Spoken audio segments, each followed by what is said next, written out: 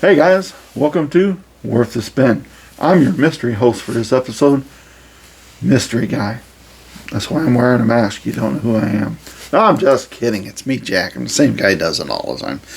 I was going through some stuff the other day and I came across my souvenir from COVID. This is my Beatles channel exclusive Beatles mask from when COVID was going on. They sold these and it's pretty cool. And I got it and I never wore it because I didn't want to mess it up. So this is the Beatles channel exclusive COVID mask. Pretty cool, hey? I think so. I think it's the second time I've ever had that on. That's pretty cool. But hey, we're not here to talk about COVID. We're not here to talk about masks. We're here to talk about the 63rd anniversary. Technically yesterday. But life being life, I didn't get it done yesterday. But let's be honest. If I had a ton of time and just sitting around all day with nothing to do, I probably wouldn't have got it done anyway. But I'm not known to have my videos done on time. I try a schedule. Schedules are nice. They don't work. So, yesterday, March 22nd, 2025 was the 63rd anniversary of the Beatles Please, Please Me. That's right. Groundbreaking album. To me, and to a lot of people, this was the most important album, one of the most important albums in rock history. It brought the world the Beatles. How could it not be one of the most important albums of all time? Originally, it was released as a fourth pressing. We've talked about that before on here. Mine's a fourth pressing. The original first pressings had a black and gold label. A couple of weeks after its album came out, they switched over to this label, the black and yellow, and they just did a lot of represses because the album continued to sell out. They didn't think it would be that popular when they first released it, and it sold out so quick. Then they did a second run and a third run. But your true first pressings have the black and gold label. I've seen one, I've held one, I smelled one. I'm like, oh, I wish I could own this album, but I couldn't. But it's okay. I have a fourth pressing. That's good enough. This album still sounds as good today as it did in 1963. Do I know that for sure? No, I have no idea. I'm just guessing at it. I wasn't born in 63. I wasn't born until March of 65. But still, this album to me sounds as if it could have been released today. Man, I'm a huge Beatles fan. I'm probably going to say that. You're not going to find me if I say a lot of negative stuff about the Beatles. If I don't like it, something, and I really don't think it's that good, I'm going to tell you. But there's very, very, very few things that the Beatles have done that I'm going to tell you I don't care for it. Magical Mystery Tour movie is probably the top one that would come to mind. It would be the first one that came to mind. Would be that. That's kind of a mess. I do like a lot of the visuals and stuff. It's kind of earliest form of music videos and stuff. So I like a lot that has to do with Magical Mystery Tour. But I'm not crazy about that movie overall. So that being said, that's probably Revolution number 9. So I'm not a real big fan of Revolution number 9. I don't hate either one. They're just probably the two low ones on my list. And it kind of depends, if you're talking British or American albums too. Because as you know, in Britain there was 14 songs per album. We came over here in America, we cut them up, we peel off 3-4 songs and save them so we can make additional albums down the road. And that's why you have twice as many American releases as you do British ones, because they would shave some songs off and save them for later on. And then they would mix them with singles that were released in the UK as singles only and not on albums.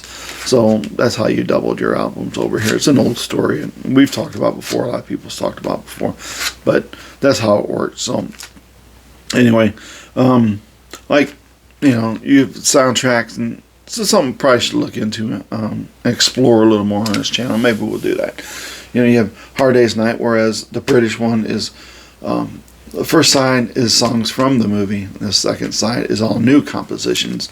Here in America, we took advantage of doing one side songs from the movie, the other side's instrumental stuff that George Martin did up, and gave us another 7 songs that we could slap on another album down the road. Did the same thing, would help. So British album wise, I love those albums. They're great. American album wise, they're pretty low on my list because it's really, and the instrumentals are not bad. They're good, but I'm not really an instrumental kind of guy. So that pushes those albums way down on my favorite list. But only when you're talking about the American releases. The British ones, and they're high on my list because they're great albums. So we're not here to talk about all that. We're here to talk about Please Please Me. 63-year-old album that is incredible. They brought the world the Beatles. Now, the Beatles is a few quick facts we'll throw in there because it's going to be kind of a short video, especially since I've recorded this thing already. I think this is like 32 times. I'm getting kind of tired of hearing myself talk about it. So they signed on EMI in May of '62. They were assigned to George Martin and Parlophone label. Shortly thereafter, they did a few different songs, and one of the first songs that they did to release as a single was Love Me Do. Love Me Do was released in October '62 and made it all the way to 17. Though not being considered a hit, George Martin saw it as one because he didn't think that the boys had it in them to do anything that would get that far on the chart. So the Beatles proved to him that they do have that talent, and it just needs to be refined and unlocked. So there are 3 versions of Love Me Do, by the way. First one, so when the Beatles originally signed on with EMI, their drummer was Pete Best.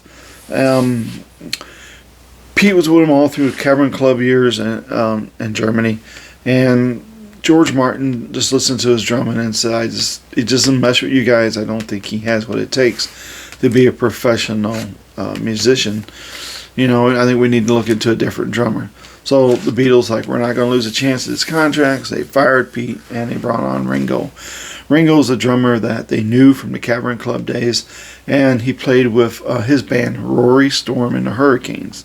And they were all friends. He sat on many of the Beatles sessions, so he was familiar with the Beatles style and fit right in.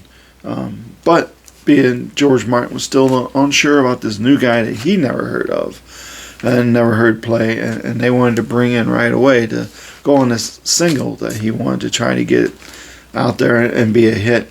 He decided to use session drummer Andy White instead. So, of the 3 versions, so the Pete Best version was not released in any form until 1995 when the Beatles anthology came out. They did the soundtrack for that series, and on that soundtrack is the Pete Best version of Love Me Do. It's good, to be honest. If it wasn't from, I'm just being honest, if it wasn't from one little thing on the 3, then I wouldn't be able to tell the difference on the 3. So if you played the 3, I can obviously tell you which version's which. Between Pete and Ringo, in the early days on that in particular release, I don't hear a lot of difference in their drumming style. I hear a little bit different on the Pete Best version, enough that I could pick that out over the Ringo Starr version, but nothing great. The only thing that really stands out is that there is a 3rd version with tambourine. So when George Martin was unsure about Ringo doing the drums, he gave him a tambourine to sit on the side and said, "Hey, play this just for now, just on this song. You're too fresh to this, too new to me. I'm not sure your ability, and we're going to use Andy instead." So if you hear, and the only time you'll hear the Pete Best versions if you hear it on anthology. It's not something that's really played or been released on anything else.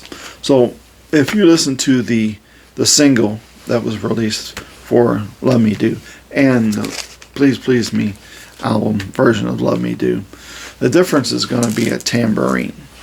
So Andy White played on the Please Please Me album. Ringo did the single.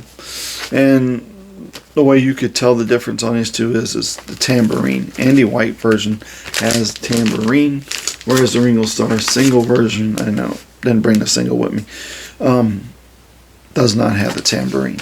So that's how you can tell the difference between the two, is by the tambourine. I kind of like the added tambourine, to be honest with you. Not that I think that Andy's drumming's any better or any worse than Ringo's. I like the added tambourine to it. I think it brings a little bit more to the song than the version without it. The next single that they worked on was Please Please Me. That was released January 63, and that went straight to #1. And that definitely proved to EMI and to George Martin that the Beatles had it in them, obviously, to produce a #1 hit album. This album stayed in #1 spot for 30, I believe it was 30 weeks, and it was only time it got replaced was with the Beatles. It spent a total time of 62 weeks on the charts in Britain. It's over a year. That was pretty amazing for that time period. They tried to release this album, was tried to be released by VJ Records in America. That's on Introducing the Beatles. We've talked about that before. And it just didn't sell. The Beatles just didn't fly off the shelves here in America. It was a tough sell, and it just took a while. It took till they came over in '64. I Want to Hold Your Hand. I saw her standing there before the Beatles really blew up in America. But so that's the versions, different versions on this song. This is known as the Beatles album that was recorded in a day, and even though that may be true for the most part, 4 songs were recorded much earlier, all the way back, like I said, in 62, late 62, when they started on Love Me Do. They recorded Love Me Do, Please Please Me, Ask Me Why, and P.S. I Love You. And so they already had those 4 songs done. So when they came to doing the rest of this album, it was easier to do. Also, the fact that half these songs on here are covers. The Beatles were big on covers. There was a lot of bands that influenced the Beatles, and they loved their music. And not having a lot of their own material in the Cavern Club days, and the covers of Elvis Presley and Benny King and the Supremes and stuff like that being a popular thing back then with kids in Britain, they did a lot of covers, as did any other band. So that made this album a little easier, because they played those songs so many times, night after night after night, for hours and hours and hours in the Cavern Club, that they had those songs pretty well down. So it wasn't that difficult for them. They did this album in 3 different sessions in one day, and I think they finished up around just short of midnight to make this an album that was recorded in a day, and it was a hit. It was a hit album, of course. And after this, the Beatles just overtook Europe, and then once they came to America again, 64, they overtook America, and the rest, as they say, is history. So, celebrating today or yesterday, the 63rd anniversary of the debut album of the Beatles, Please Please Me, the mono version. The stereo version came out a few months later. It's an incredible album, and again, I think it sounds just as good now as it probably did in '63. I love the old style of music on these early Beatles albums, as I do a lot of albums that came out in the early '60s. That was technology at the time, and that shows you how good the music was. If you can't do a lot of overdubs and a lot of filler and a lot of cleaning up and a lot of this other stuff that people do on records nowadays, and make it sound that good back when technology was, all 4 or 5, 6 members of a band in the room together trying to play and mesh it all together, then, that's talent. That's just talent. So, again, happy birthday to Please Please Me. This is an album you should have in your collection. You don't have to have an original copies or not, cheap. You can go and get the reissues. There's the reissues that were done in 2012, 15. That they've done, because when they were making the big push to make the British catalog the dominant one here in America instead of the Capitol catalog, because the British ones were the ones that the Beatles wanted you to hear. That was the order they recorded them in, and they did them the way they did, and that was what they always considered to be their core catalog, not the American releases. They didn't like the cutting up of songs and making double the albums. And when you do stuff like the soundtracks where half of it's actual songs and the other half's just incidental music and stuff, then yeah, that's kind of, kind of brings it, makes that an album not as great. So anyway, Please Please Me, 63 years old, young, ever how you want to look at it. This is the famous McBean cover, and if you get the Let It Be of the Beatles 1967 through 1970, or one of the bootleg covers of the Get Back sessions, they used the same spot again and did a new photo, updated photo with them with the long hair and the beards. So they're really kind of cool together. So that's another really neat case. I've said it before. I think it bookends, to me, it bookends the Beatles. When you do Get Back, which was Let It Be, in the end, it became on as the Let It Be album. But if you bookend these together, it's a great way to set up your Beatles collection. First, and Get Back last. And it's just a perfect little Beatles sandwich, so to say. Alrighty, so that's all I got for you this week. I'll try to get back on schedule. I keep saying I'm going to get on schedule on this channel, and I don't do it. It's not intentional. I try. These are not easy videos for me to put together. It's just me in my basement with some of my stuff behind me, and talking like I have some kind of lot of knowledge, and it's just my knowledge comes from reading about books about the Beatles from childhood and when I was introduced to them all the way up to today, and that's my knowledge, watching some shows and stuff like that. But yeah, Beatles are great, best band ever, period. They're the best band ever. So help celebrate this album's anniversary. Go out and get it, and or stream it. I know a lot of people want to stream music, and I'm not going on that rant again. But anyway, whatever you do, listen to this, and just know that as incredible as these sound, that these were done 63 years ago, today, yesterday. That's all I got for you. See you guys next time. Thanks for tuning in. I appreciate everybody who continues to tune into this every week or every 2 weeks or whenever I put one up. And the subscribers I do have, I appreciate you guys.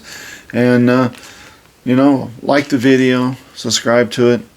I'm trying to get a little more notice on YouTube with it. I think there's value in my videos, or I wouldn't keep doing them. People are watching them. And so I think that proves that there's some value into them. And though I may not have all the super duper knowledge that some people on some channels have, I do have knowledge, and I do think there's entertainment value in my videos. And just searching for my purpose in life. Maybe it's making videos, maybe it's not making them. I don't really know yet. Anyway, thanks for joining me. I have my fancy graphics somewhere around here. I don't know where they're at. Anyway, give it a thumbs up and subscribe. That would be cool. Other than that, that's all I got for you. Be kind to one another. There's too much unkindness out there. So be kind to one another. Enjoy your music. Enjoy it any way you want to enjoy it. Just streaming, whatever. I'm not a fan of it. Doesn't matter. I don't have to be. But as long as you're listening to music and enjoying it, then you listen to it ever how you want to. So until next time, which will hopefully be soon, I will see you later. Thanks for joining me.